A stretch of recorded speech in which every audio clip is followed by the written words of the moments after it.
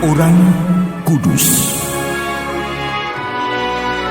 Sobat Katolikana, saatnya kita simak kisah orang kudus yang dipersembahkan oleh Radio Katolikana. Penulis naskah Arif Setiawan.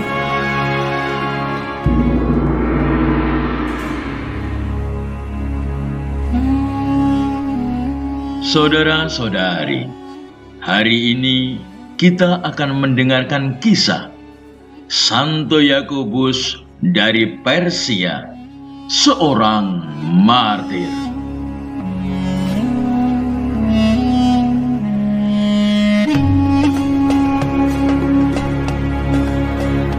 Yakobus dari Bet Lapeta, Persia, lahir pada akhir abad keempat.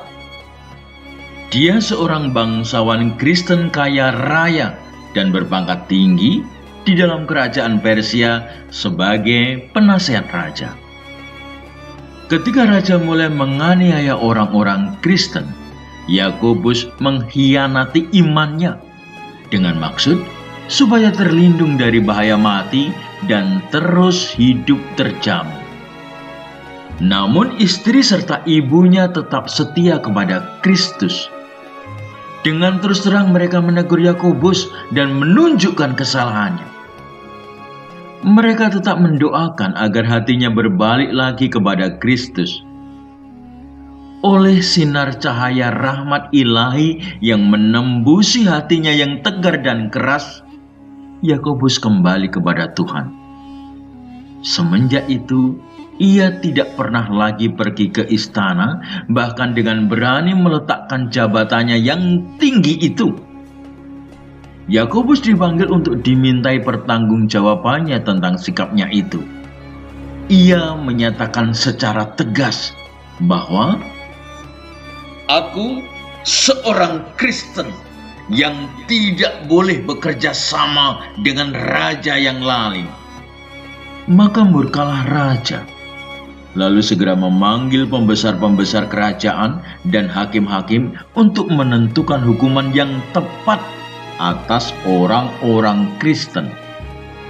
Mereka itu, orang-orang Kristen itu, menghina dan tidak mau menyembah dewa-dewa kita. Oleh karena itu, hukuman mati pantas dijatuhkan atas mereka, termasuk Yakobus. Jadikan dia contoh, cincang badan Yakobus.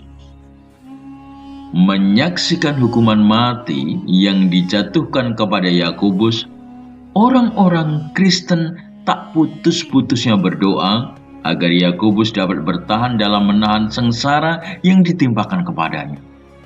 Doa mereka itu dikabulkan. Yakobus dengan gembira dan tersenyum menanggung penderitaan itu. Ia bahkan mengucap syukur kepada Allah karena boleh turut serta menanggung sengsara Kristus. Yakobus mati sebagai martir Kristus pada tahun 421.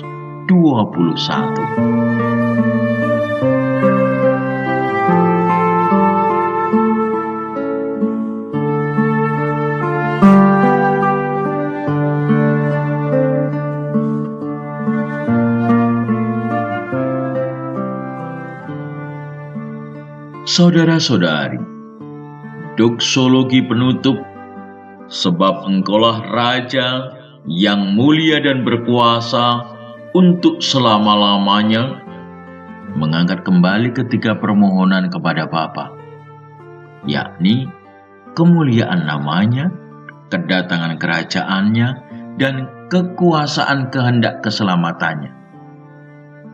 Penguasa dunia ini telah mendapat ketiga gelar: kerajaan, kekuasaan, dan kemuliaan atas cara yang curang.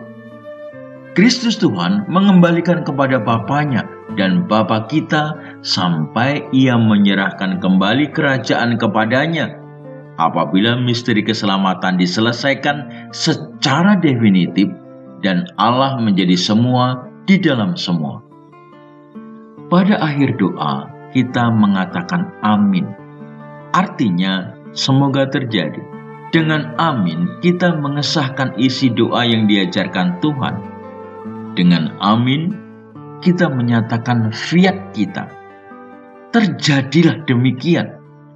Deo gratias, syukur kepada Allah.